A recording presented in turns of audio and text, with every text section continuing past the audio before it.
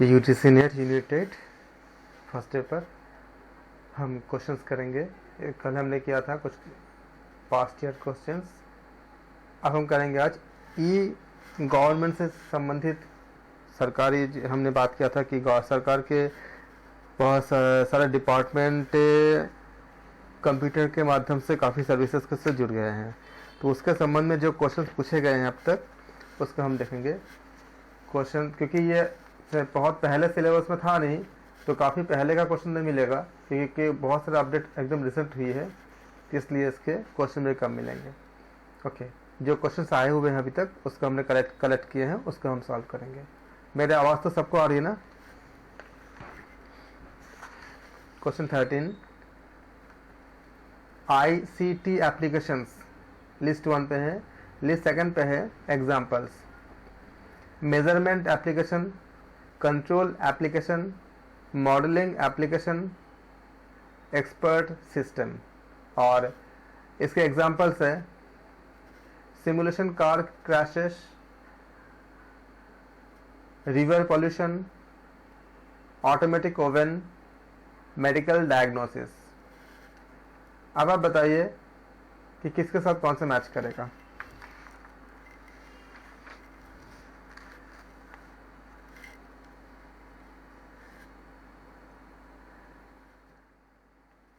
Measurement applications पहला है। इसमें मेजरमेंट एप्लीकेशन में क्या होती है, ये रिलेटेड होती है। It is we can say measurement applications are related with the river pollution, conductivity. इसके बाद आपका TDS का जो मीटर्स इत्यादि होती है, इसका एनालिसिस करने के लिए, मतलब हम कह सकते हैं कि जल प्रदूषण और चालकता, या इसके बाद आपका जो TDS के मीटर्स के लिए एनालिसिस करने के लिए जो पानी का जो क्वालिटी होती है उसको जो मेज़र करते हैं, जिससे एक स्पेसिफिक एक विशेष तरह की इलेक्ट्रिकल कंडक्टेंस होती है, specific electrical conductance of the electrolyte. Electrolyte तो आप समझते हो, थोड़ी सी केमिस्ट्री की बात है, इलेक्ट्रोलाइट से करते हैं। इसमें इलेक्ट्रोलाइट क्या होता है, डिजॉल्व होती है पानी में। तो through each of these instruments measure a separate parameter। इन सब के मेजर करने के हम पैरामीटर जो होते मान, हिंदी में कहेंगे इसको मानदंड जो होते हैं, वो सारे को मिले करके द रिजल्ट आर को related and indicated of the pollution. इससे हम पॉल्यूशन को हम बताते हैं कि कितना पॉल्यूशन लेवल है, मेजर करते हैं। तो ये इसको हम कहते हैं पूरे मिला के मेजरमेंट एप्लीकेशंस कहते हैं। अलग अलग एप्लीकेशन को मेजर करने की जो कैपेबिलिटी होती है। तो इसके साथ किसका संबंध होगा, इसके साथ संबंध होगा पानी के लिए, तो आपका रिवर पॉल्यूशन, यानी कि ए के साथ क्या होगा, सेकंड होगा। ए के साथ अगर सेकंड होगा तो पहला ऑप्शन कट और लास्ट ऑप्शन कट। अब आपको चुनाव करनी है बी और सी में। बी का दोनों में थर्ड है, बी का चुनाव, बी का आप चेक मत करो अगर एग्जाम में जाते हो तो। ए के लिए दोनों सेकंड है, बी के लिए दोनों आपका, बी का दोनों ही थर्ड है। सी का क्या है, या तो आप सी या तो डी चेक कर लो तो आपका आंसर मिल जाएगा। सी के साथ डी के साथ फर्स्ट आएगा एक्सपर्ट सिस्टम, जो है सिमुलेटिंग कार क्रैशेस। अगर आप सोचते हो कि डी के साथ फर्स्ट आएगा तो क्या सी के साथ फोर्थ आएगा? सी के साथ चलो हम लोग बात कर लेते हैं, बाकी जो लोग आपको हमें सुन रहे हैं। तो बी के साथ 3 रहेगा सर, ऑटोमेटिक आप ओवन वाला होगा सर, मैंने आपको कंट्रोल बताया, एप्लीकेशन। सुनो, मैंने आपको बताया, जो मैं बता रहा हूँ उसको जब ध्यान से सुनो तो बहुत अच्छा एग्जाम में अच्छे करोगे। मैंने बताया कि पहले रॉन्ग आंसर का मैं एलिमिनेट कर दिया। क्या किससे किया? ए और डी गलत है, राइट। इसके बाद हमारे पास बचा बी और सी। ऑप्शन बी बचा, ऑप्शन सी बचा, तो बी आंसर हो जाएगा सर। हाँ ठीक है, अब मैं बता, बी या सी हम डिसाइड करते हैं। लेकिन मैंने ये भी बताया कि ये आप चेक मत करो, जिसका मैं रेड सर्कल कर रहा हूँ, क्योंकि दोनों में सेम है।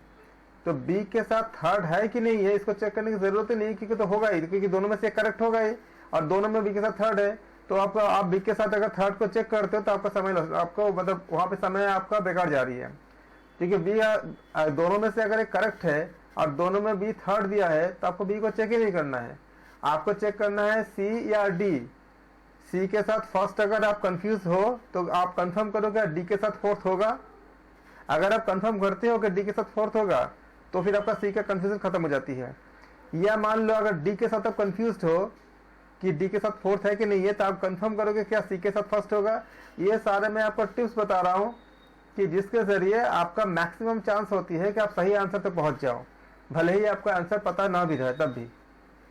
तो अगर आपको दोनों में से एक में डाउट भी हो सी क्या होगा कि डी क्या होगा, तो किसी एक को कंफर्म करो, मतलब कंफर्म सही है ये निकाल लो या कंफर्म गलत है इसको निकाल लो, तो आपका आंसर तक पहुंच जाओगे। अगर आपको पता चलता है कि नहीं सी के साथ फोर्थ कंफर्म गलत है तो फिर ऑप्शन क्या बचेगा, आपका सेकंड वाला बच जाएगा। और अगर आपको लगता है कि सी के साथ फर्स्ट ऑप्शन एकदम कंफर्म आपका गलत है तो क्या बचेगा, आपका थर्ड बच जाएगा। इस तरह से जब करते हो तो आपको मतलब डाउटफुल क्वेश्चंस को भी आप सही करके आते हो। तो इस मेथड का इस्तेमाल करो, करके आप निकालो कि सेकंड और थर्ड में कौन सा जाएगा। इसके पहले कि आप लोगों में से जो आंसर दिए उन्होंने उनमें सही आंसर भी दिए हैं, गलत आंसर भी दिए हैं। आप लोग फिर से सोचो जो मैंने मेथड बताया उसके जरिए कि सी के साथ फर्स्ट को टैली करो, क्या ये सही है कंफर्म हो या गलत है कंफर्म हो। अगर इसमें कंफर्मेशन नहीं मिल पाती है आपको तो डी के साथ चौथे को आप टैली करो, स्टडी करो, क्या ये कंफर्म हो सही है या कंफर्म हो गलत है। एक कंफर्मेशन अगर आपको मिल जाएगा तो आप सही आंसर तक पहुंच जाओगे। मैं आपको बोल देता हूं कि कंट्रोल एप्लीकेशन क्या होती है। ये आपका एक्चुअली माइक्रो प्रोसेसर होती है, मतलब जो माइक्रो प्रोसेसर में जो बहुत ही हम कह सकते हैं कि ये टाइनी कंप्यूटर्स आपका microprocessor that is the some tiny computers embedded in household items. जैसे कि आप देखते हो ना कि टेलीविज़न में होता है, वॉशिंग मशीन में आपको बहुत से कई सारे प्रोग्राम सेट होते हैं। जैसे आपका जो डिस्प्ले होता है उसमें आप 14 आपका वॉश ऑप्शन मिलती है, 12 आपको मिलती है। अगर आप बॉश का या IFB का या LG का अगर वॉशिंग मशीन खरीदते हो और अगर आप फ्रंट लोडेड खरीदते हो या ऐसे अगर डिस्प्ले वाला खरीदते हो तो आप देखते हो उसमें सारा क्या होती है, आपका एक माइक्रो कंप्यूटर आपका या मिनी कंप्यूटर लगी रहती है। तो इसमें कहाँ का इस्तेमाल होती है, टेलीविज़न में या वॉशिंग मशीन में या आपका जहाँ पे आपका बर्गलर अलार्म वगैरह बनानी होती है, इन सब जगह पे आपको इसका इस्तेमाल करते हैं। दो the use of input and output connections they can monitor and control the device in real time. ये सारे क्या करते हैं, ये आपका रियल टाइम में, मतलब उसी टाइम पर पे जिस समय ये ऑपरेट हो रहा है उस समय उसको कंट्रोल कर सकता है, मॉनिटर कर सकता है। उसको कुछ प्रोग्राम पहले से फिट होते हैं, पहले से उसको प्रोग्राम करके दिया होता है। तो ये आपका क्या होती है, it is related with the automatic oven के। अगर आप जिसके घर में ओवन है आप देखोगे उसमें भी इसका इस्तेमाल होती है। तो ये क्या करता है, इसका नाम होता है कंट्रोल एप्लीकेशंस, जो एप्लीकेशंस को कंट्रोल करते हैं। तो बी का मतलब मैंने समझा दिया कि आपको कंट्रोल एप्लीकेशन का मतलब क्या है जो इसमें दिया गया है, क्योंकि ज़रूरी नहीं कि आपको यही क्वेश्चन आ जाए, लेकिन इनमें से कोई भी अगर अगला क्वेश्चन एग्जाम में आता है तो आप इसको जान पाओ। तो मेजरमेंट एप्लीकेशन क्या होती है, जो मेजर करता है, क्या क्या करता है, जैसे पानी का पॉल्यूशन लेवल कितनी है, इन सब चीज़ों को आपको मेजर करता है। कंट्रोल एप्लीकेशन क्या करता है, सब आपके जो घर के जो आपका जो एप्लीकेशन है, जैसे आपका वॉशिंग मशीन, टीवी या दूसरी चीज़ें जो है आपका ओवन वगैरह, उसको क्या करता है, वो उसमें आपका कंट्रोल करता है। ठीक है, इसका मतलब ये होता है। तो और इसके बाद आपका क्या आता है, थर्ड आता है। थर्ड क्या आपका मॉडलिंग एप्लीकेशन। मॉडलिंग एप्लीकेशन क्या होती है, ये क्रैश मॉडलिंग एप्लीकेशन से क्रैश सिमुलेशन इज ए क्या होता है, ये virtual recreation of a destructive crash test for a car और highway guard rail system using a computer simulation in order to examine the level of safety of the car and its occupant।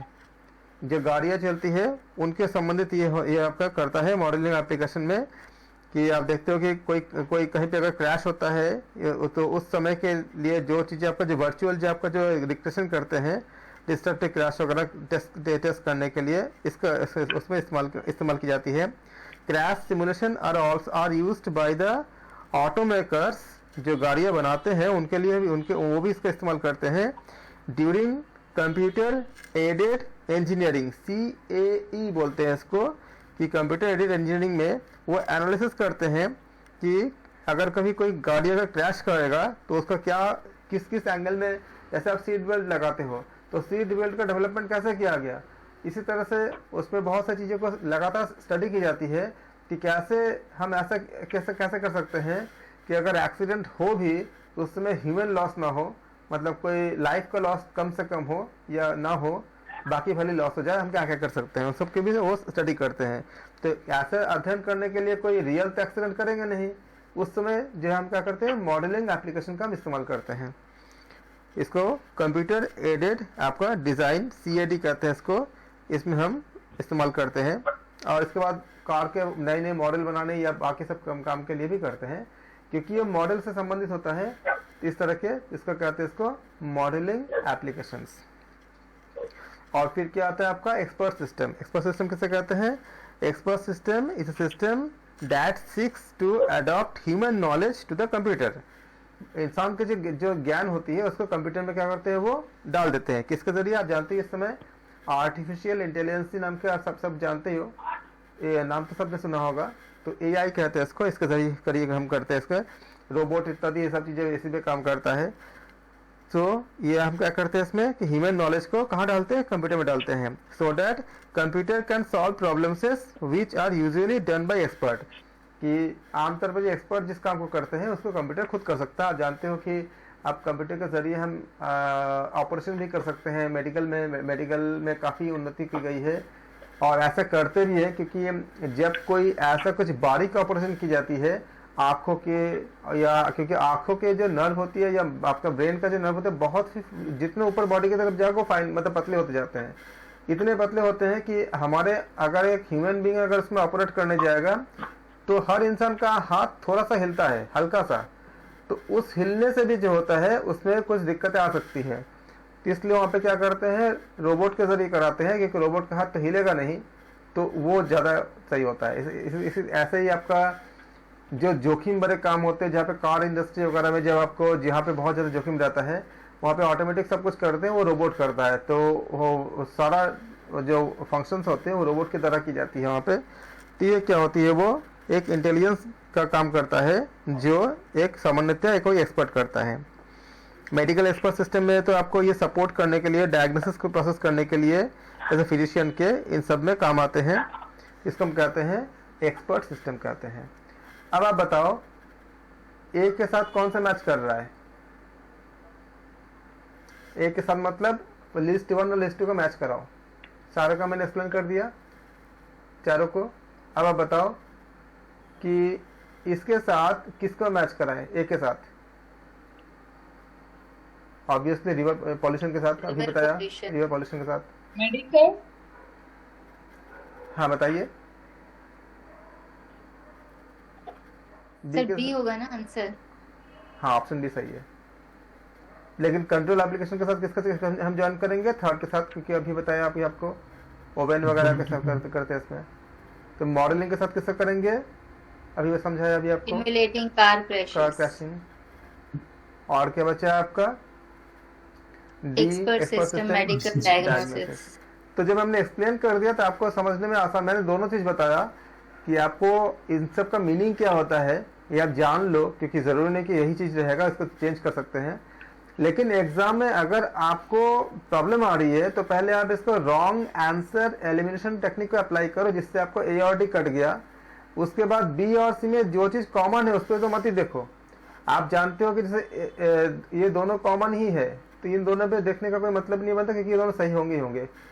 तो ये इसमें आप check करोगे तो आपका time बेकार जाएगा। आप खाली चेक करो जो अलग अलग है, कौन अलग है? सी अलग है, डी अलग है। इन दोनों में से अगर आपको खाली एक जगह पहुंचनी है, कंफर्म कौन सा सही है या कंफर्म कौन सा गलत है। मतलब सी क्या सही है, आप कंफर्म हो, या गलत है। अगर इतना भी मिल जाएगा कि से गलत है तो भी आप पहुंच जाओगे। अगर बोलते कि सी के सी से चौथा, तो सी क्या बोलता है? Modelling application. चौथा क्या है आपका? Medical diagnosis. मेडिकल डायग्नोसिस क्या मॉडलिंग से हम कर सकते हैं? नहीं कर सकते। तो ये कंफर्म गलत है। तो क्या होगा, आपका बी ही बचेगा। या मान लो डी के साथ अगर हम फर्स्ट को करते हैं, डी क्या बोलते हैं, एक्सपर्ट सिस्टम, और पहला क्या बोलते हैं आपका, कार क्रैशिंग। तो एक्सपर्ट सिस्टम क्या, कोई कार क्रैशिंग में हम इस्तेमाल नहीं करते, तो हम जानते हैं कि डी कंफर्म गलत है, तो भी आप आंसर बी तक पहुंच जाओगे, सेकंड ऑप्शन। आप लोगों ने बहुत अच्छा किया, बहुत बहुत। मेरा डिस्कशन करने का मकसद ये था कि आप उस ट्रिक को सीखो, टेक्निक को सीखो, जिससे आप सही आंसर तक पहुंच पाओगे। इवन आप इसमें डाउटफुल भी हो तो भी आप पहुंच जाओगे, अगर इसी को स्मार्ट तरीका करते हैं, अगर आप इसका अप्लाई करोगे क्वेश्चंस पे तो बहुत अच्छा हो जाएगा आपका। ओके, क्वेश्चन नंबर 12 पे आते हैं। What is the full form of IoT? आप इससे तो हर कोई बोल देगा। क्या बोलते हैं इसको, internet of internet of things. इसका मतलब होती है इंटरनेट ऑफ थिंग्स होती है, तो ऑप्शन बी करेक्ट है। ऐसा कोई है जिनको समझ में ना आया हो? ये आपका इंटरनेट ऑफ थिंग्स जो है, इसको IoT कहते हैं, इसको ये रेफर करता है बिलियंस ऑफ फिजिकल डिवाइसेस हमारे दुनिया में चारों तरफ जो है, जो आपका कनेक्टेड होती है, किसके जरिए, इंटरनेट के जरिए। ये सारे आपका कलेक्टिंग करते हैं, शेयरिंग, डेटा को शेयर करते हैं, तो ये इसलिए इसको हम कहते हैं इसको। अब तो हमारे पास वायरलेस नेटवर्क वगैरह भी आ गया है, तो इसको हम कहते हैं इंटरनेट ऑफ थिंग्स। यहाँ पे देखो ऑप्शन में क्या क्या दिया है, इंटरनेट ऑफ थिंग्स भी दिया हुआ है, कितना सिमिलर उसका प्रोनाउंसिएशन भी है, थिंग्स और थिंग। तो यहाँ पे ध्यान रखना, नहीं तो फिर वो आपको भटका सकता है।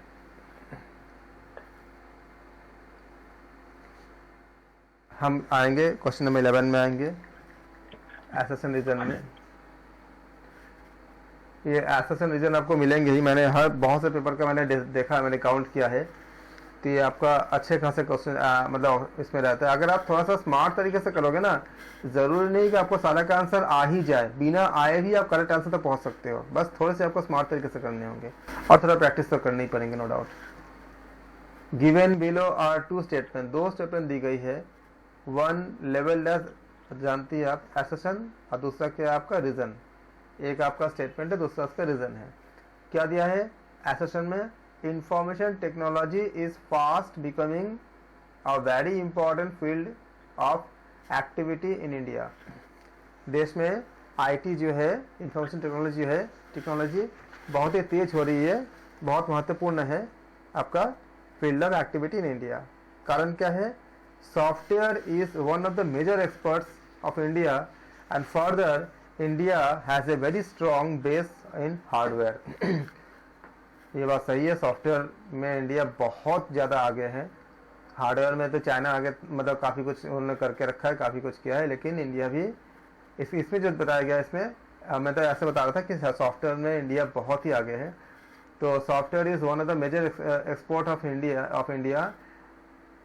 सॉफ्टवेयर जो है इंडिया का सबसे एक मेजर एक्सपोर्ट है, मतलब क्या बोलते हैं, निर्यात है कह सकते हैं आप, of India. And further India has a very strong base in hardware, India का हार्डवेयर का बेस भी बहुत स्ट्रॉन्ग है। In the light of the above two statement, आप बताओ कि कौन सा सही है। अब आप बताओ ABCD में क्या बोलोगे। ए, ऑप्शन ए आप बता रहे हो, ओके। और बाकी कोई? सी सर। सी बता रहे, और कोई?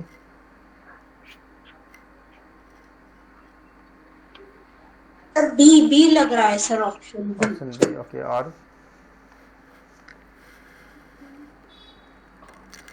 कितने लोग हैं हमारे साथ, इतने कम जवाब क्यों आते हैं? है तो कुछ लोग बताओ, आंसर बताओ।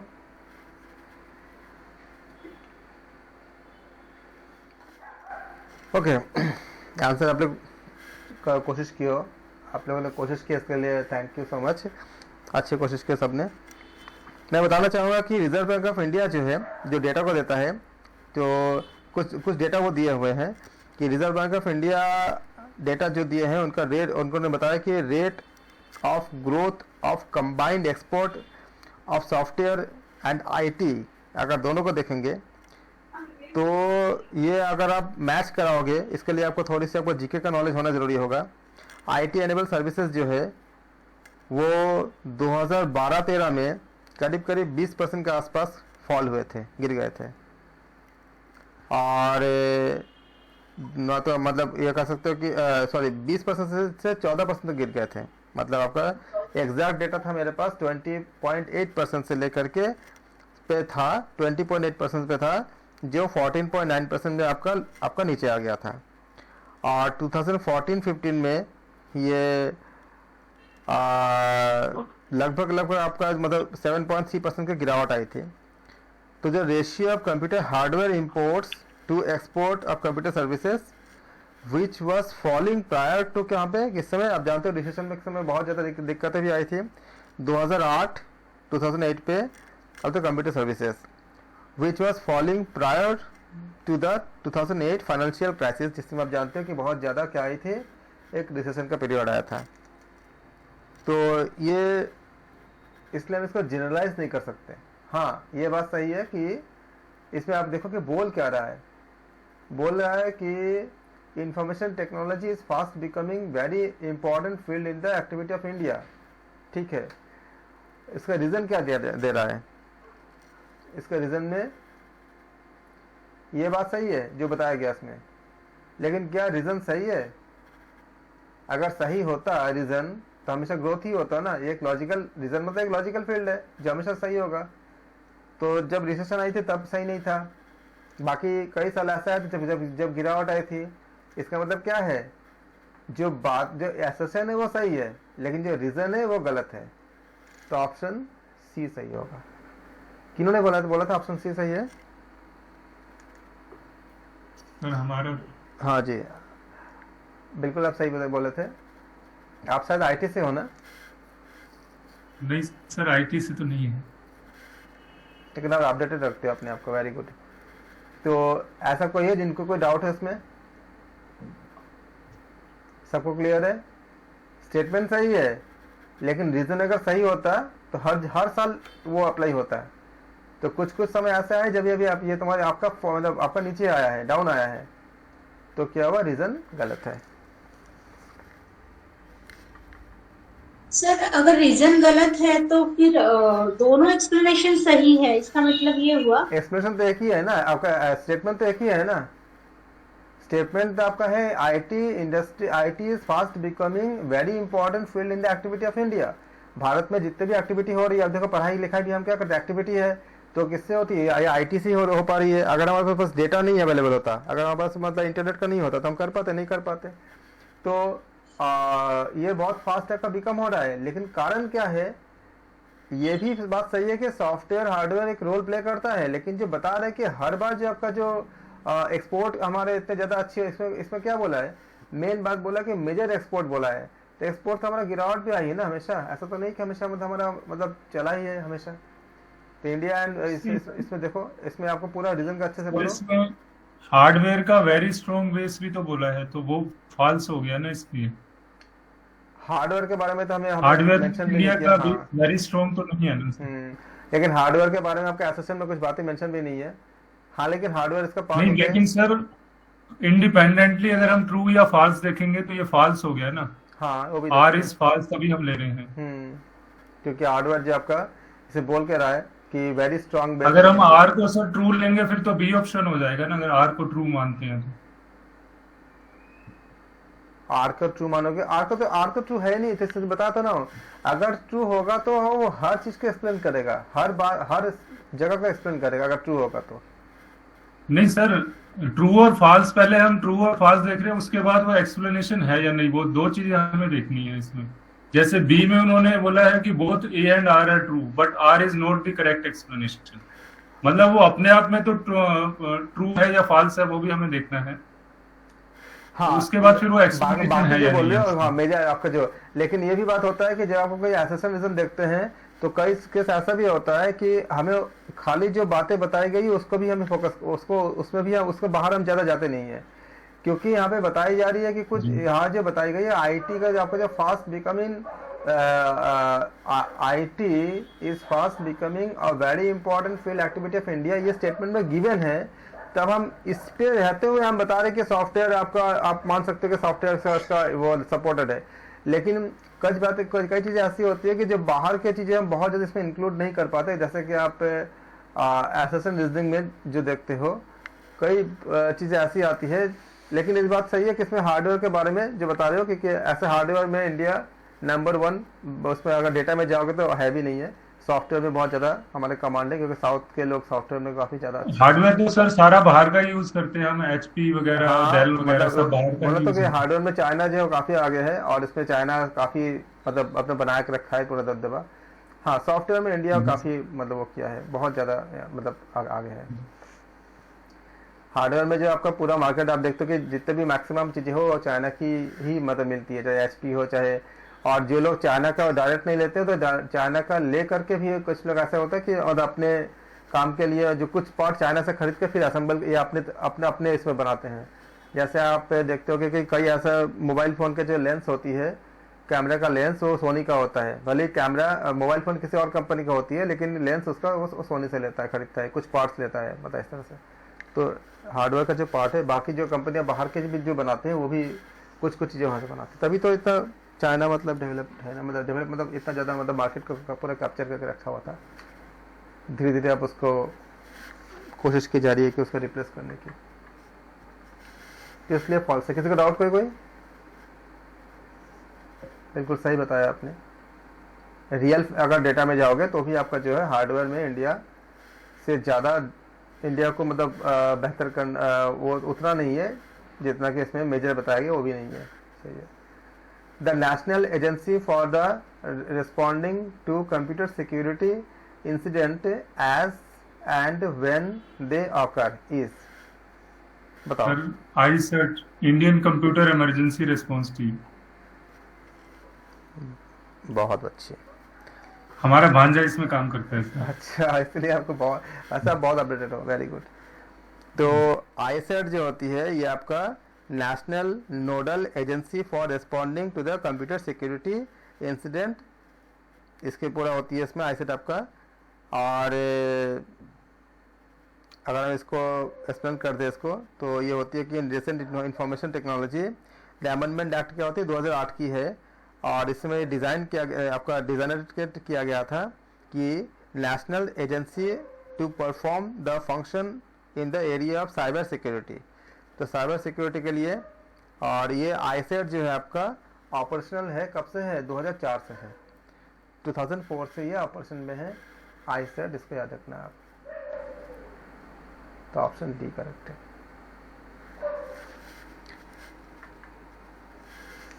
एसेशन रीजन में आएंगे, फिर से वही बात है। स्निफिंग में be use to steal data और information over a network. Sniffing is a process of monitoring and capturing all data packets passing through given network. Data packet से समझते हो ना आप, कि आप लोग जो अगर नेटवर्किंग पढ़े होकर देखोगे कि आप जो बातें करते हो, जो भी चीज़ आप डेटा के रूप में भेजते हो, वो पैकेट में जैसे अगर आपको साइंस का पता हो तो क्वांटा जैसे होती है ना, कि हम एनर्जी को पैकेट मतलब एक स्लैब में जाकर भेजते हैं, तो ऐसे डेटा जो है वो पैकेट्स में सेंड होती है। तो इसको आप क्या बोलोगे, इसको हिंदी में क्या बोलोगे? पूरा इसका हिंदी करें तो इसमें बहुत सारे हिंदी वर्ड, किसी को पता है?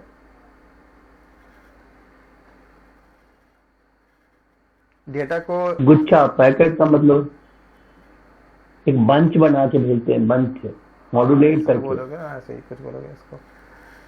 तो स्निफिंग जो आता है आपका, ये may be use to steal data information over network.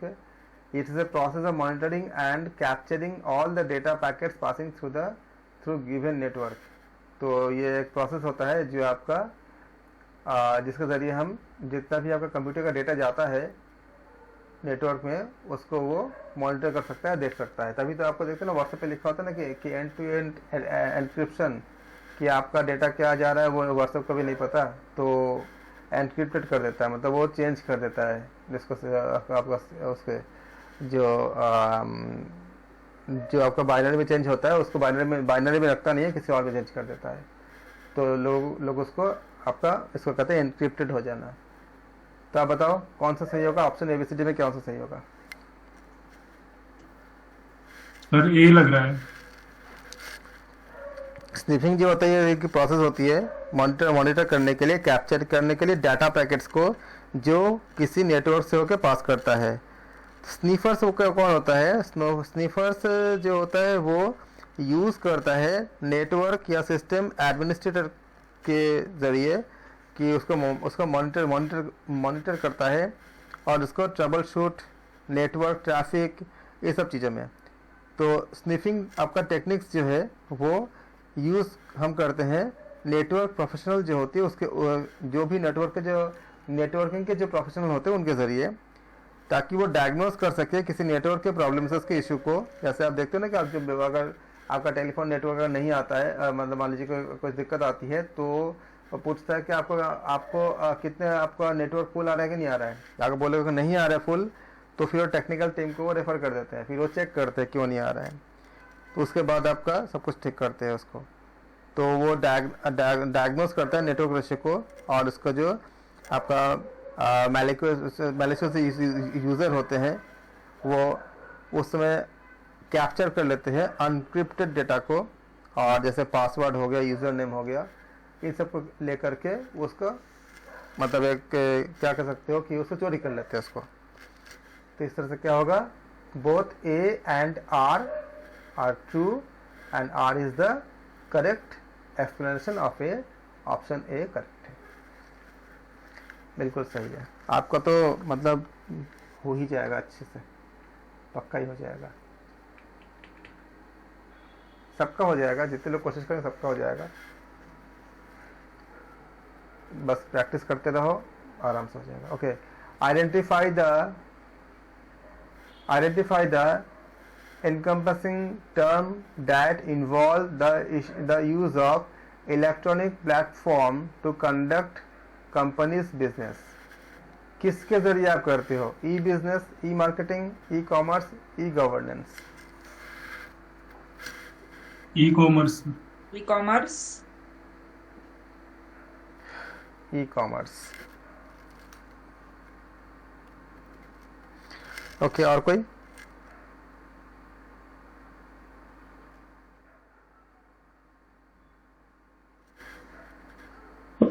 E commerce ही लग रहा है सर, क्योंकि इसमें बिजनेस है ना। हाँ, इस वजह से। हाँ, अच्छा ठीक है, आप फिर से क्वेश्चन के ऊपर एक बार। ई कॉमर्स में बोल देता है ऐसा कि ई कॉमर्स ये क्या करता है, रेफर करता है buying and selling online. E commerce refers to buying and selling online, while e business encompasses क्या करता है, ऑल बिजनेस कंडक्टेड ऑनलाइन। और ई कॉमर्स क्या होती है, e commerce can be viewed as a subset of e business, क्योंकि e business में बहुत कुछ होता है। ई बिजनेस का अगर सेट है तो ई कॉमर्स क्या है, सबसेट है। ई कॉमर्स में हम क्या क्या डालते हैं, बाई और सेल, आप बेचते हो, मतलब आप खरीदते हो या बेचते हो ऑनलाइन पे, इसका ये आप होती है ई कॉमर्स होती है। और ई बिजनेस में क्या होती है, खरीदने बेचने के अलावा और भी जितने भी सब चीज़ें होती है वो सब मिला के करते हैं इसको। तो इसको हम कहते हैं जितने भी ऑनलाइन में जितने भी ये सब चीज़ें आप खरीदना बेचने के अलावा भी जो जितने सारी चीज़ें होती है, तो ये एक सबसेट है। तो क्या होगा, ई बिजनेस सही ऑप्शन होगा।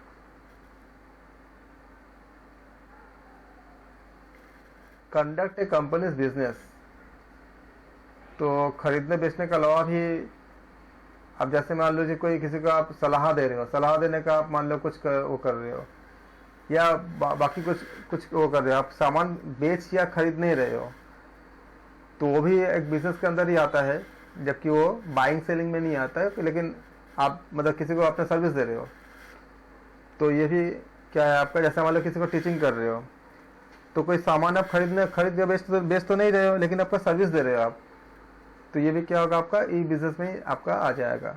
और भी इसका बहुत बड़ा दायरा है। जैसे कुछ चीज़ ऐसी होती है कि जिससे आप फ्री में रहते हो पहले, और उसके बाद क्या होता है, पॉपुलेशन बढ़ जाता है और फिर वो आप मतलब इंक्रीज करते हो। जैसे मान लो कि अगर कोई चैनल अगर चलता है, और कोई एजुकेशन चैनल है सपोज करो, तो एजुकेशन चैनल अगर है और अगर वो चैनल सक्सेस है, बहुत अच्छे सक्सेस है मान लो, और उसमें अगर लाखों लोग जुड़ गए हैं, तो लाखों लोग अगर जुड़े हैं, तो चैनल अगर बोलता है कि हम सबसे 100 रुपये लेंगे, तो 1 लाख इंटू 100 कर दो, तो क्या आएगा, 100 लाख हो जाएगा, मतलब 1 करोड़ हो जाएगा। जबकि उस चैनल में क्लास कितने होंगे, सब कोई अपने अपने घर पे बैठ के कर रहा है, क्लास होगा 1 ही घंटा, लेकिन वो कमा अर्निंग कितना होगा 1 करोड़। उसमें उसने कुछ प्रोडक्ट उसने सेल या बाई नहीं किया, ये उसने एक सर्विस दिया।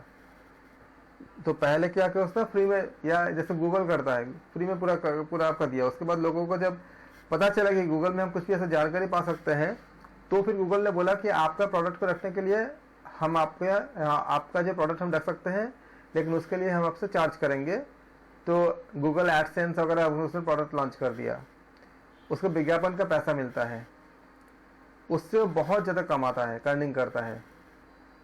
या उसने जो ईमेल का जो कॉन्सेप्ट रखा है, इसके ज़रिए लोगों की इंटरेस्ट क्या है, क्या देखना चाहते हैं, क्या खरीदना चाहते हैं, ये सब चीज़ें उनको डेटा इकट्ठा करता है, तो उस डेटा को भी सेल करता है। तो खाली ऑब्जेक्ट और किसी चीज़ को आपका सेलिंग वो नहीं होता है, बहुत सी चीज़ मिला के होती है, काफ़ी चीज़ मिला के होती है। मान लो आप एक इवेंट ऑर्गेनाइजर हो, तो आप एक वर्चुअल करके दिखा सकते हो कि ऐसा ऐसा है, या पहले का आपने वीडियो बनाकर दिखा सकते हो। ऐसे बहुत सी चीज़ चलती है जिसमें खाली सेलिंग, आपका गुड्स खाली सेलिंग या बाइंग नहीं होता। ई कॉमर्स में जैसे आपका आता है, कौन कौन आता है, कुछ एग्जांपल बताए। फ्लिपकार्ट आएगा, अमेजन आएगा, सब चीज़ें आती है इसमें। तो ऑप्शन क्या होगा, ई बिजनेस। इसी जगह पे आपको बहुत फाइन क्वेश्चन पूछे जाते हैं, बहुत ही बारीक क्वेश्चन, जिससे हमें कभी कभी मतलब हम घबरा जाते हैं कि इन सब टर्म्स को हमें बहुत अच्छे से जानने होंगे। ई गवर्नेंस आपको बता दिया मैंने, ई मार्केटिंग भी आप जानते हो, ई कॉमर्स में एक्सप्लेन कर दिया, ई बिजनेस भी बता दिया, सारा कुछ मिलाकर कब पूरा ई बिजनेस है, सब कुछ मिला करके। तो ये सब क्या है, आपका पार्ट है उसका। तो ऑप्शन ए सही है। 7th करें, विच ऑफ द, किसी को डाउट तो नहीं है ना, 8 में क्लियर है ना। Which of the following mobile payment application is developed by national payment corporation of India based on UPI. ये तो बहुत आसान है, आपको सबको बोलते कि भीम सर। भीम। तो भारत इंटरफेस फॉर मोबाइल, इसका शॉर्ट फॉर्म अगर पूछे जाए कभी, तो इसका मतलब होता है, तो कंट्री को आपका कैशलेस इकोनॉमी, कैशलेस बनाने से फायदा किसी को, आप कोई कह सकते हो कि कैशलेस करने से हमें फायदा क्या होगा? ब्लैक मनी पे कंट्रोल होगा सर। बिल्कुल। और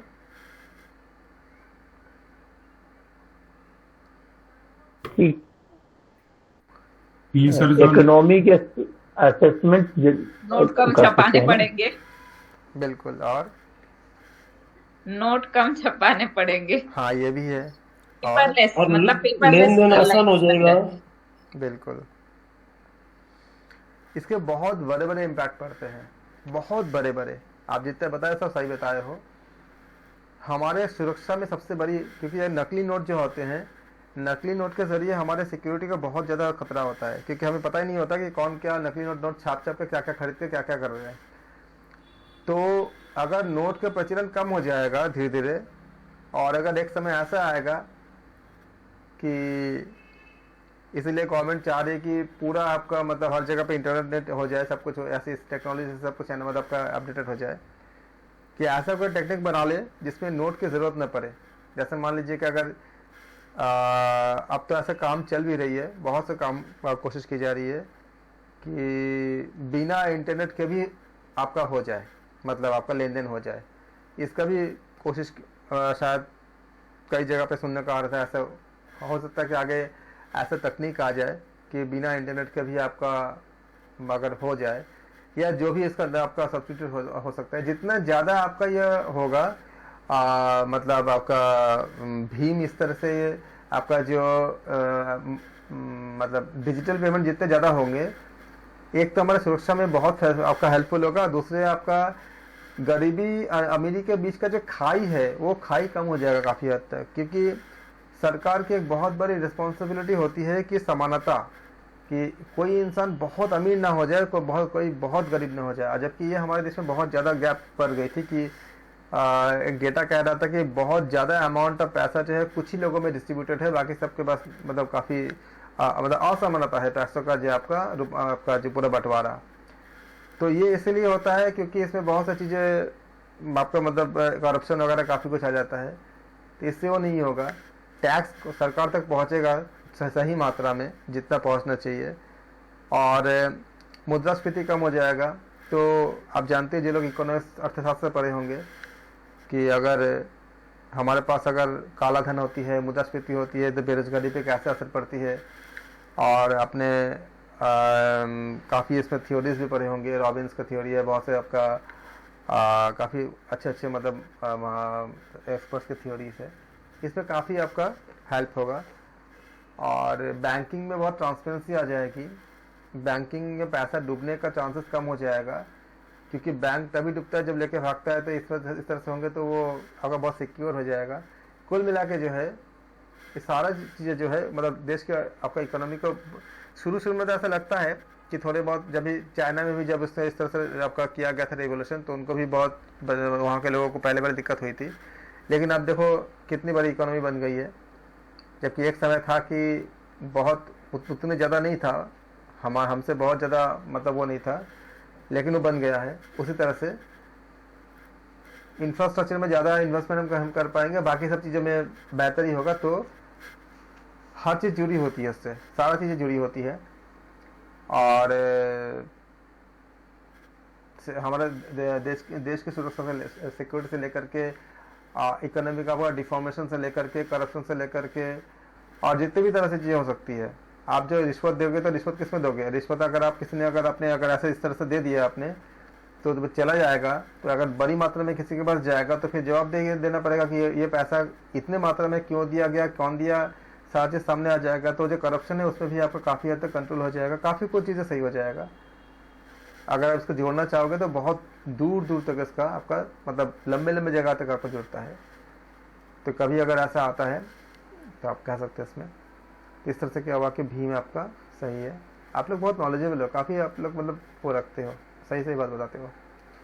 the use of information technology to improve the ability of government to address the need of society is known as, क्या बोलते हैं इसको? The use of IT to improve the ability of government to address the need of the society, समाज की जो आवश्यकता है जिसे सरकार आपको मतलब इसमें IT के जरिए इम्प्रूव करने की कोशिश करता है, उसको क्या बोलेंगे? ई बिजनेस, ई गवर्नेंस सर। और कोई? बिल्कुल सही ई बताया, गवर्नेंस। बिल्कुल सही बताया आपने। E governance is the integration of information and communication technology ICT। ये आपका जब हम बात करें ई गवर्नेंस का, तभी हम चर्चा किए थे उसके ऊपर। ये सारे प्रोसेस में एम करता है कि एनहेंस हो, वृद्धि हो सरकार की योग्यता में, क्षमता में, ताकि so that to address the needs of the general public, एक सामान्य लोगों की आपके आवश्यकताओं को बेहतर ढंग से कर सकें। जैसे अभी आप सब कुछ अगर मोबाइल पे आप अपडेटेड हो सारा चीज़ें में, आप अगर मतलब इंटरनेट का और IT के ज़रिए, तो अगर आपको लोन चाहिए होगा तो आप इस सारा ऑटोमेटिक पूरा सॉफ्टवेयर पूरा करता चेक कर लेता है। आप 2 मिनट अगर आप सब कुछ मतलब अगर आप उसके लिए एलिजिबल हो तो ज़्यादा पेपर कुछ करना ही नहीं पड़ता। आप मोबाइल ऐप पे अपने ऐप पे करो, अगर वो लोन लेकर के बैठा हुआ है, आप अपना डिटेल डालो, आपको तुरंत बता देगा कि हाँ इतने आप एलिजिबल हो, इतने पा सकते हो, ये कंडीशन से, तुरंत हो गया। जैसे मान लो कि अगर आप EMI में चेंज करना चाहते हो, आपने 1 लाख का कोई सामान खरीदा नेट से, आपको EMI में चेंज करनी है। अब आप नॉर्मल तरीके से जाओगे तो पहले बैंक में जाओगे, उसमें बैठोगे, लाइन लगाओगे, फिर पूछोगे, सोचोगे, कितनी लंबी प्रोसेस था। आप क्या है, आप खाली ऐप खोलो, आप उसमें सिलेक्ट करो कितने मंथ का आप EMI करना चाहते हो, वो सारा चीज़ बता देगा, कितने इंटरेस्ट लगेगा, कितने एक्स्ट्रा पैसा आपको पे करना पड़ेगा, कितने दिन का, दुनिया भर का जितने भी आपको डेटा चाहिए सब मिल जाएगा। अगर आपको चाहिए आप तुरंत उसको सबमिट करो, बटन को डाल करके जितना डिटेल है। कितना समय लगता है? बहुत जल्दी, और एकदम पूरा ट्रांसपेरेंसी। आपको पहले पता होता है कि आपको क्या पे करना है, कितना आपको फ़ायदा, कितना घाटा, सब कुछ पता होता है। तो इसलिए क्या हुआ, इसके लिए ई गवर्नेंस है। और भी हमने बातें कि सब हम बताए ही हैं आपको कि पुलिस डिपार्टमेंट में, शिक्षा डिपार्टमेंट में, आपका एजुकेशन में, मतलब फिर आपका कोर्ट कचहरी के लिए, हर जगह पे जो है सरकारी आपका दफ्तरी का जो काम काज के लिए सब जगह पे इसको फास्ट ट्रैक में और ट्रांसपेरेंसी के साथ जितना संभव हो सके कम से कम समय में सब चीज़ों को करने के लिए कोशिश की जा रही है। आप बताओ, आप लोगों ने मैक्सिमम सही आंसर किया, पूरा शीट खत्म होने जा रहा है और जितना क्वेश्चन आपको पूछा गया इसके ऊपर आप लोगों ने बिल्कुल मैक्सिमम करेक्ट ठीक किया सारा। You need to use a automatic calculations in preparing a budget. Which software applications should be used? बताओ कौन सा करोगे? Spreadsheet, presentation, word processing, desktop publishing. Spreadsheet. Yes. Spreadsheet जो होता है वो आपका एक एक्चुअली इंटरैक्टिव कंप्यूटर एप्लीकेशन होता है। एप्लीकेशन आप कह सकते हैं कि ऑर्गेनाइजेशन के लिए होती है जो एनालिसिस करती है, डेटा को स्टोरेज करना, टेबुलेटेड फॉर्म करना। स्प्रेडशीट जो होता है डेवलप या ये किया गया है computerised analogue of paper accounting worksheet. उस पेपर के जगह पे आपको पूरा अकाउंट मतलब वर्कशीट में तरह हम काम करते हैं इसको। ये प्रोग्राम आपका ऑपरेट करता है जो डेटा मेंटेन करते हैं सेल के रूप में, टेबल के रूप में देता है, जैसे आप एक्सेल में काम करते हो। सारा ईच सेल में कंटेन इधर न्यूमेरिक और टेक्स्ट डेटा, आप न्यूमेरिक में डाल सकते हो और टेक्स्ट में भी डाल सकते हो, या फिर result of formulas that automatically calculated. आप अगर कोई फॉर्मूला को डाल दोगे तो क्या करेगा, ऑटोमेटिकली कैलकुलेट कर देगा। आप जानते हो जो लोग थोड़ा सा प्रोग्रामिंग किए हैं, आप लोगों में से किए हैं किसने, आपका कंप्यूटर सब पढ़े ही होंगे आप। आपका मैंने जैसे आप उसमें बनाते हो प्रोग्राम, जब बनाते हो तो ऐड का एडिशन करने के लिए, सब्सट्रैक्शन करने के लिए प्रोग्राम बनाते हो ना, सी या C++ में, मैक्सिमम लोग यही होंगे।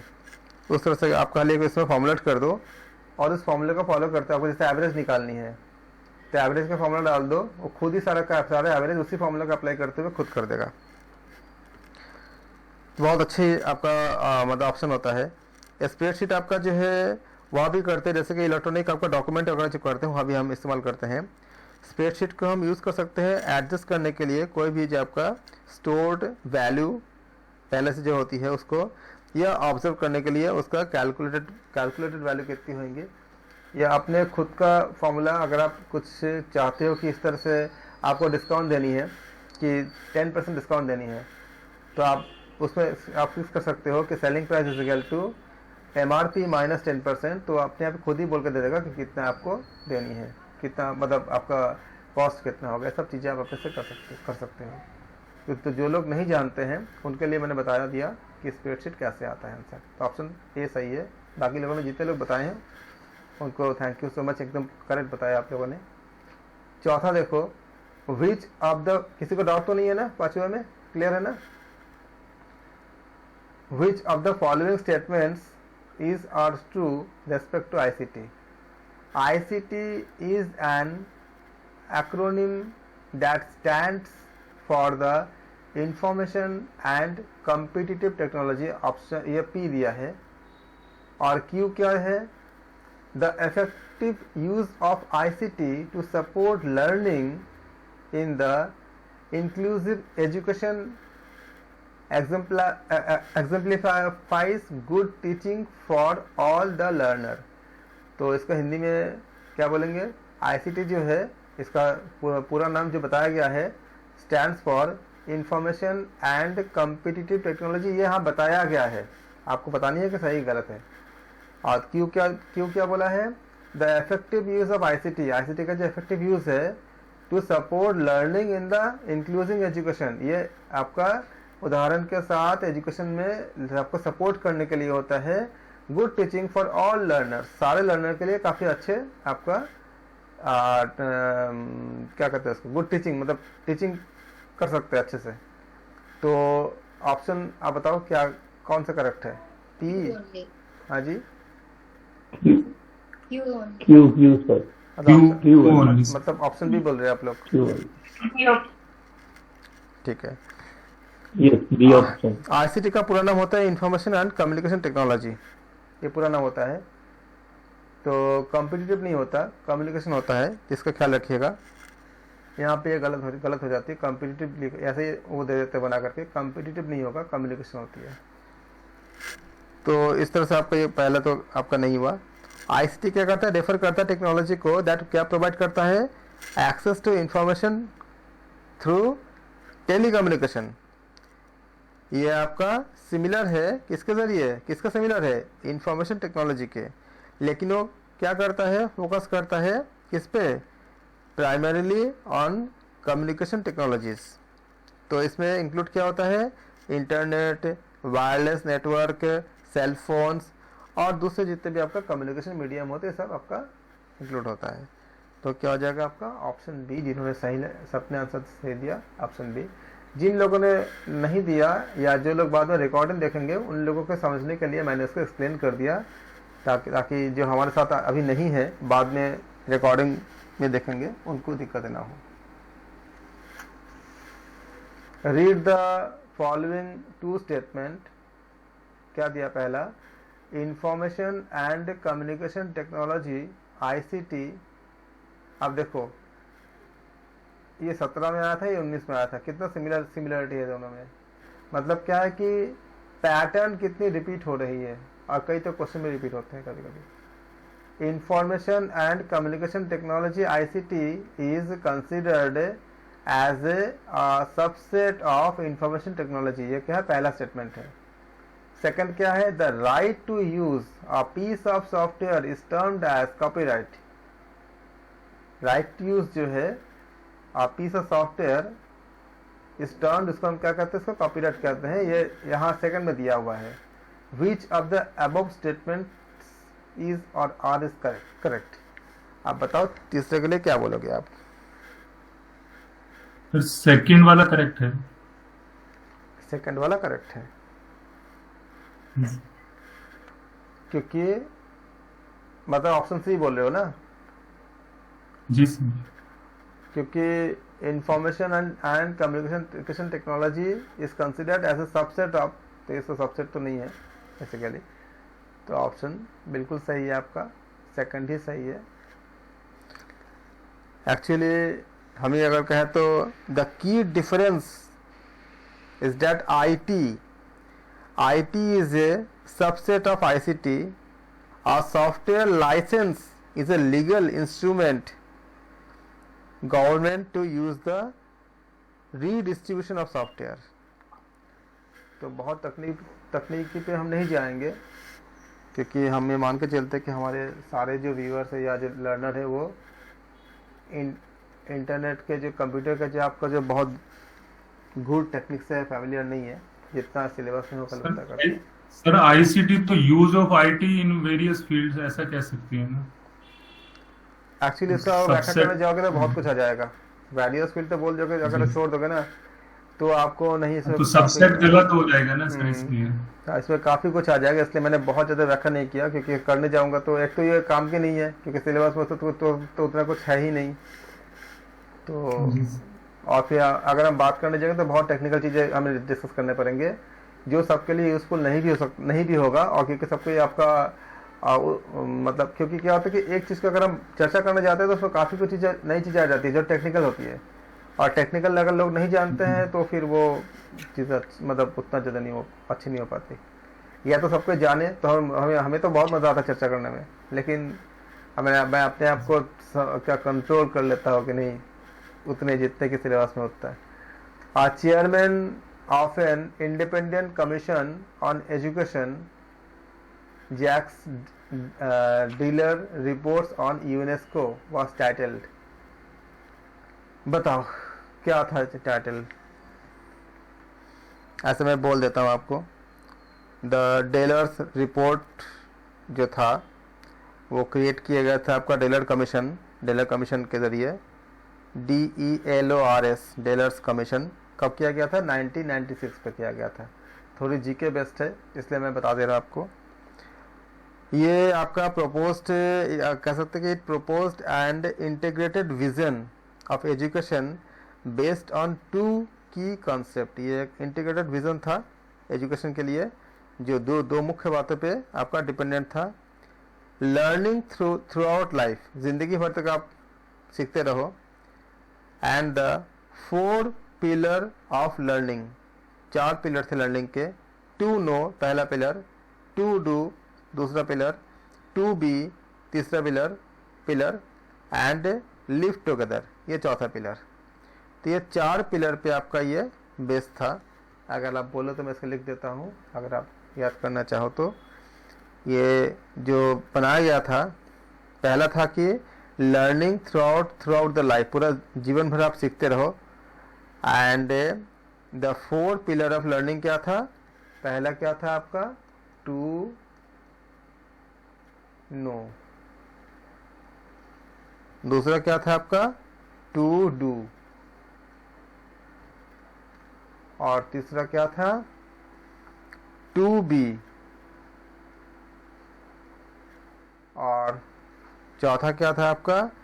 And to live together, and to live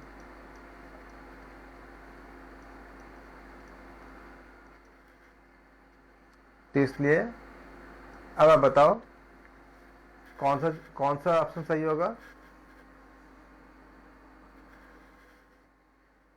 option C, learning the treasure with in. Lifetime तक आप सीखते रहो। अभी पहले तो बताया था क्या था? लर्निंग थ्रू आउट लाइफ, जिंदगी भर सीखते रहो, उसी का मतलब है ना लर्निंग द ट्रेजर विद इन। तो ऑप्शन सी सही होगा। पहला क्वेश्चन बताइए, conferences are meant for multiple target group discussion, showcasing new research, या ये सारे के सारे? कौन सा? Last one, audio. बिल्कुल। A conference is a formal meeting of researcher with a shared interest organized with the purpose of providing them a forum to present and discuss their work and exchange information and innovative ideas. तो ये मतलब मकसद होता है, उद्देश्य होता है कि रिसर्चर जो है वो अपने जो इंटरेस्ट है उनको शेयर करे, उसके उद्देश्य को बताएं और उसको डिस्कस करें, उनके कार्य को, और इंफॉर्मेशन को एक्सचेंज करें, उनका आइडियाज़ जो इनोवेटिव आइडियाज़ होते हैं उसको एक्सचेंज करें। तो it is typically spread over, सारे आंसर। हाँ जी, it is typically spread over several days. तो इस तरह क्या हुआ? आपका आंसर डी सही है। तो इस तरह से हमने ई गवर्नेंस के संबंधित जितने भी क्वेश्चन अब तक पूछे गए थे ये सारा हमने कवर कर लिया और आप लोगों ने बहुत अच्छे से किया। अब इसके बाद जो सेक्शन बची है उसको हम अगले क्लास में करेंगे। और इस तरह से हमने आईसीटी का हम सारे क्वेश्चन, मतलब मान लो कि करीब लास्ट 15 ईयर्स में जितने क्वेश्चन पूछे गए हैं हम सारे को कवर कर रहे हैं। क्योंकि आईसीटी इसलिए मैं कवर कर रहा हूँ क्योंकि इसका संबंध मैंने बताया था आपको, आईसीटी का खुद का तो यूनिट है ही, कम से कम 4-5 क्वेश्चन इससे आते ही आते हैं। इसका संबंध यूनिट 1 से भी होता है, यूनिट 2 से भी होता है, यूनिट 10 से भी होता है। हमारा जो हायर एजुकेशन है उसके साथ भी आपका आईसीटी का संबंध हो जाती है और भी कई जगह पे आती है। क्योंकि आज इंटरनेट ऐसा कोई सेक्टर ही नहीं है, ऐसा कोई जगह ही नहीं है जहाँ पे उसका मतलब रोल ना हो। और शिक्षा के क्षेत्र में यूनिट 1 में क्या पढ़ते हो आप? आपका टीचिंग के ऊपर सब कुछ पढ़ते हो, तो उसमें बहुत ज़्यादा रोल है। अभी हम स्कूल कॉलेज या ऐसे जो हम लोग ऑनलाइन जो पढ़ाई करते हैं उसमें क्या है? आपका टीचिंग का ही एक मेथड होती है, लर्निंग जिसे कहते हैं। हम लोग सीखते हैं या सिखाते हैं या हम सब मिलकर करते हैं। उसी तरह से जो शोध करते हैं, रिसर्च करते हैं, तो बिना आईसीटी का यूज़ किए तो आप अभी तो सोचना भी मुश्किल है। इसलिए मतलब मास्टर्स डिग्री में नॉन कंप्यूटर्स वालों के लिए अलग से कोई पेपर ही रखा जाता है। जैसे जो कई जगह पे ऐसा होता है कि ताकि आप आगे जाकर पीएचडी अगर करते हो तो आपको दिक्कतें ना हो, आपको मतलब कई कुछ यूनिवर्सिटी में ऐसे होते हैं कि उसका नंबर जुड़ता नहीं है लेकिन पास करना ज़रूरी होता है, ऐसा भी कुछ जगह पे है। और बाकी आप उच्च शिक्षा के जो आपका जो यूनिट है उसमें भी आईसीटी का बहुत इम्पोर्टेंट रोल है। तो कुछ चीज़ें ऐसी होती है कि वो बहुत जगह आपको अपना यूनिट के अलावा भी आपका रोल प्ले करता है। जैसे आपका सेकंड पेपर में जाओगे तो योग दर्शन आपका ऐसे कई यूनिट में आपका मिलेंगे। अपना खुद का तो अपना एक यूनिट है ही पूरा, जिसमें ऐसे आपको 8 से 10 क्वेश्चन आना होता है योग दर्शन से, लेकिन वो और भी कई जगह पे आपको दूसरे यूनिट से भी जुड़ जाती है। इसमें कुल मिलाकर के आपका 17-18 कभी कभी भी उससे ज़्यादा भी क्वेश्चन आ सकते हैं अगर सबको अगर जोड़ देंगे। और अगर मान लो कि एक पैराग्राफ वाला क्वेश्चन अगर आ गया आपका अनसीन पैसेज जो होती है, तब सोचो वो 20 से भी ज़्यादा जा सकती है, क्योंकि उसमें 5 क्वेश्चन खाली उसी का होते हैं। 5 या 2 पैराग्राफ शायद अगर आएंगे तो फिर 10 क्वेश्चन हो जाएंगे इसका। तो इसलिए आप आईसीटी को अच्छे से करो। अकेला आईसीटी जो है आपको काफ़ी हद तक एक माइलस्टोन देगा। और अगर आप उस तरह के अगर रिजल्ट चाहते हो तो खाली सेकंड पेपर का करने से नहीं होगा, आपको फर्स्ट पेपर भी करने ही पड़ेंगे, तभी आपका उस तरह का रिजल्ट आ सकता है। इसलिए आप अच्छे से करो। और हमने सारा पास्ट ईयर क्वेश्चन हम इसको डिस्कस करेंगे। हम इसके नोट्स भी आपको ग्रुप में डाल देंगे ताकि जो हमने डिस्कस किए हैं वो सारे आपको नोट्स मिल जाएंगे, फिर आप उससे भी ट्रीट करना, कोई डाउट हो तो मुझसे पूछ सकते हो। हम उसको सर ये हाँ बताएं। हाँ सर, ये साइबर क्राइम से रिलेटेड जो टर्म्स हैं वो एक क्लास ले लीजिएगा, जैसे फिशिंग वगैरह आया था या और कुछ टर्म्स रहते हैं। ठीक है, मैं उसको दे दूंगा, लिख लूंगा। अगर सर कुछ बची है उसके सिलेबस में कुछ है इसका, कुछ एक्स्ट्रा कुछ बची हुई है जो हमने किया उसके अलावा? सिलेबस में तो पता नहीं सर, साइबर क्राइम से रिलेटेड जैसे टर्म्स रहती हैं, फिशिंग वगैरह और भी काफी टर्म्स होती हैं उससे रिलेटेड। ठीक है, तो मैं एक क्लास खाली उसी का ले लूंगा, मैं जितने भी इसका है। मैं थोड़ा सा कट इसलिए कर रहा था कि मैं माइंड पे रख रहा था कि टेक्निकल लोग नहीं है तो हम टेक्निकल चीज़ों को कम से कम करें। तो ठीक है, मैं आपको उसका ले लूंगा, साइबर क्राइम पे। आजकल तो सर वो चीजें काफी हो रही है ना, तो ऑलमोस्ट सभी के इंटरेस्ट का रहेगा वो। ठीक है, मैं कर दूंगा उसको, कोई इशू नहीं है। Thank you so much.